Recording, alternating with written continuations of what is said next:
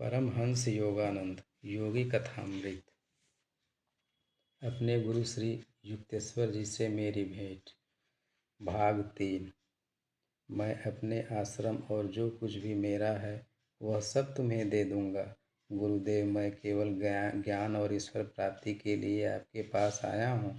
मुझे आपका केवल वही गुप्त धन चाहिए। मेरे गुरु ने जब पुनः बोलने के लिए मुँह खोला तब तक संध्या आलोक की धूमिलता आधी उतर आई थी।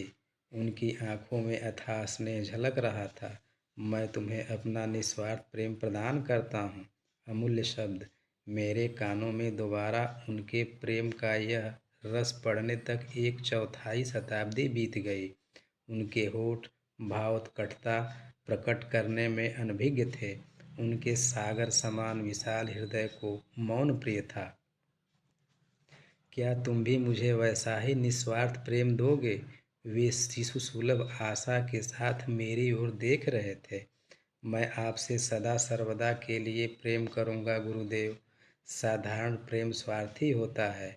उसका मूल कामनाओं और तृप्तियों की दलदल में स्थिति होती है। दिव्य प्रेम में कोई शर्त नहीं होती, कोई सीमा नहीं होती, कोई परिवर्तन नहीं होता। शुद्ध प्रेम के स्तंभनकारी स्पर्श से मानवीय हृदय में नित्य होने वाले परिवर्तन सदा के लिए रुक जाते हैं। विनम्रतापूर्वक उन्होंने आगे कहा, यदि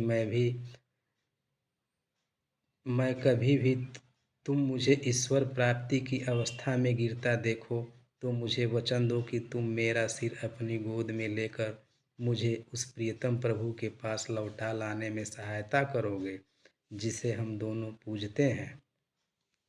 घिरते हुए अंधकार में वे उठकर खड़े हुए और मुझे अंदर एक कमरे में ले गए। हम आम और बादाम की कुछ मिठाइयाँ खाने लगे। साथ साथ वार्तालाप चल रहा था। अपने वार्तालाप में उन्होंने बिना किसी आलोचनात्मक रुख के सहज भाव से मेरे स्वभाव का गहरा ज्ञान व्यक्त किया। उनकी अंतर्जात विनम्रता और अगाध ज्ञान के प्रताप को देखकर मैं विस्मय विभोर हो गया। अपने तावीज के लिए दुख मत करो, उसका उद्देश्य पूरा हो चुका है। किसी दैवी दर्पण की भांति मेरे गुरु ने स्पष्टतया मेरे संपूर्ण जीवन के प्रतिबिंब को देख लिया था। गुरुदेव, आपकी उपस्थिति की जीवंत सच्चाई का आनंद किसी भी प्रतीक से कहीं बढ़कर है। जहाँ तक आश्रम में तुम्हारी दुखद परिस्थिति का संबंध है तो उसमें परिवर्तन का समय आ गया है। मैं अपने जीवन का कोई भी उल्लेख नहीं किया है। उनका कोई भी उल्लेख अब निरर्थक प्रतीत होता था। उनके सहज साधारण ढंग को देखते हुए यह बात मेरी समझ में आ गई थी कि उनकी दिव्य दृष्टि पर किसी प्रकार का विस्मय प्रकट करना उन्हें अच्छा नहीं लगेगा। तुम्हें कोलकाता लौट जाना चाहिए। मानव जाति के प्रति अपने प्रेम से अपने रिश्तेदारों को ही क्यों वंचित करो? उनके इस सुझाव से मैं निराश हो गया। मेरे परिवार के घर लौट आने का अनुरोध करने वाले अनेक पन्नों की मैं अब तक उपेक्षा करता रहा था। तब भी परिजन मेरे लौटने की भविष्यवाणी कर रहे थे। अनंत ने तो ये कहा था, यह पक्षी शावक को आध्यात्मिक आकाश में उड़ने दो, वह भी सारी भारी वातावरण में इसके पंख थक जाएंगे।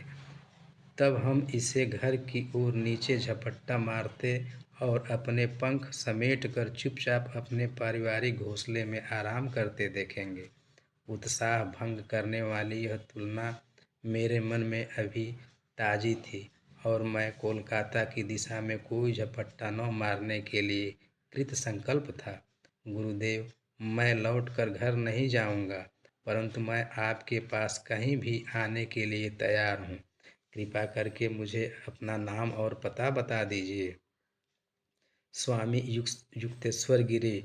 मेरे मुख्य आश्रम श्री रामपुर के रायघाट लेन में है। यहाँ मैं केवल थोड़े दिनों के लिए अपनी माँ से मिलने आया हूँ। भगवान की अपने भक्तों के साथ गूढ़ लीला देखकर मैं हैरान था। श्री रामपुर कोलकाता से केवल 12 मील दूर है।